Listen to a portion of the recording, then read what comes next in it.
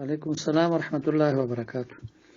یو روز سوال کړی دی چې د فیروزي غمی په باره کې څه خبره ده. نو دا خبره صحیح ده چې ابولولو فیروز په نوم باندې دا یو ایرانی و خبیث او مجوسی و د اور عبادت پې کو. دا د یو صحابي غلام او دا غنوم د مغیره ابن شعبه رضی الله عنه.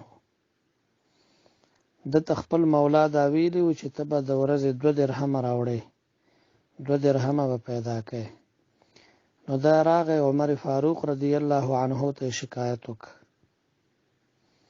چې ما ته مولا داسې وایي. نو هغه ورته وفرمایل ته څه یاد لرې، څه پیشه؟ نو هغه ورته وفرمایل چې ما ته لواریم یاده ده او ترکاڼیم راته یاده ده، نجاري چې ورته وایي، او ګلکاریم راته یاده ده.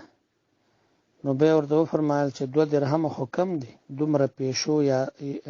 دومره پیشو سره. دته دا خبره وکړه چې همت پکې پیدا شي.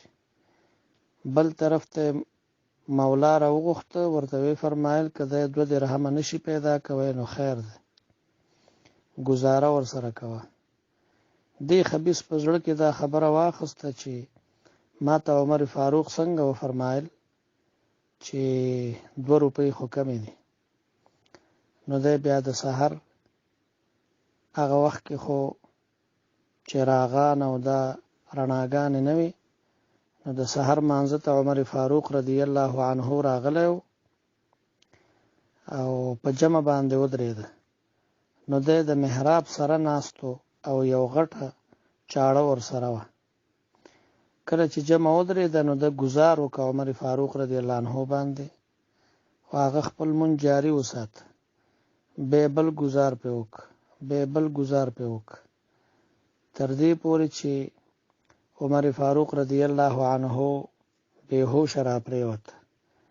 نو دی ابولولو منډه کړه، یو صحابي لاس ورواچو هغه یې مووهه، یو بل صحابي لاس ورواچو هغه یې مووهه. بیا اخر د یو صحابي سره یو غټه کمبل و د صادر په شان، هغه یې پې واچول او دی را وغورځو. نو د سره چې کومه چاړه وه په هغې باندې خپل ځان لال که خودکشي وکړه. بیا عمر فاروق رضی الله عنه د دغه زخمونو نه څو ورځې ژوندی و، بقید حیات و، بیا شهید شو. نو ابولولو خبیث دا کار کړی او شیعګان د الله لعنت دی په دوی باندې. دوی دغه ابولولو ته شجاع الدین وایي، د دین یو بهادر سړی. نعوذ بالله چې عمر فاروق رضی الله عنه شهید کړی ده. نو د خپل نوم فیروز او د ابولولو دا د کنیه ده.